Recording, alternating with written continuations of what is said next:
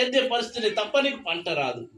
అంటే ఎప్పుడైతే నువ్వు ఆ పాపము పండుకు ఆ పాపము జోలికి వెళ్ళావో అప్పటి నుంచి నీకేమైపోయింది, నువ్వు కష్టపడితేనే నీకు ఆహారం వస్తుంది.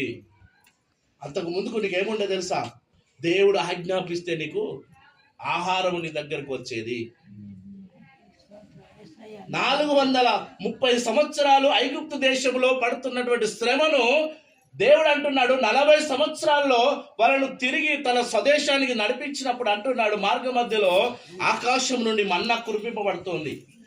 ఆకాశం నుండి మన్నా కురిపింపబడుతుంది. ఆ మన్నా కురిపింపబడ్డప్పుడు వీళ్ళతో కష్టం ఉందాడా? ఏరుకొని తింటున్నారు, ఖాళీ సమకూర్చుకొని తింటున్నారు. ఇక్కడ వాకిల్లో పడుతుంది, వాకిల్లోకి వెళ్ళి గిన్నెలు పట్టుకొని ఏరుకొని తింటున్నారు.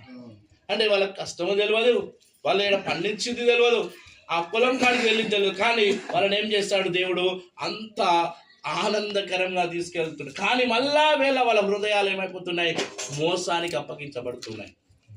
ఈ లోకంలో మనము మోసము చేత, మన బలహీనతల చేత దేవుడు అంటున్నాడు, నీ బలహీనతను వెళ్ళగొట్టుకొని దేవుని దగ్గరకు నడిపింపబడాలి. హల్లెలూయా. ఈరోజు దేవుని దగ్గరికి నువ్వు నడిపింపబడాలి. ఆ దేవుడు నీతో ఉన్నాడు, దేవుడు నాతో ఉన్నాడని నమ్ముతున్నావా? హల్లెలూయా.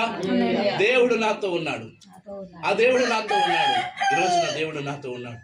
ఎందుకంటే ఇక్కడ దేవుడు మనతో ఉన్నాడు, ఆయన మన మధ్యలో ఉన్నాడు, మనతో మాట్లాడుతూ ఉన్నాడు. ఒక్కసారి నీ హృదయంలో ఆయన తట్టు చూపించు, దేవా నువ్వు నాతో మాట్లాడుతున్నావయ్యా.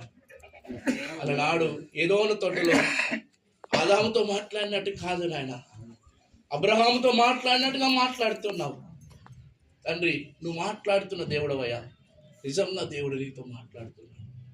ఎందుకంటే అబ్రహాముతో మాట్లాడాడు, నీతో మాట్లాడుతున్నాడు. అబ్రహాముకు ఉన్నటువంటి బాధలు తొలగించాడు, నీ బాధలు కూడా తొలగిస్తున్నాడు దేవుడు.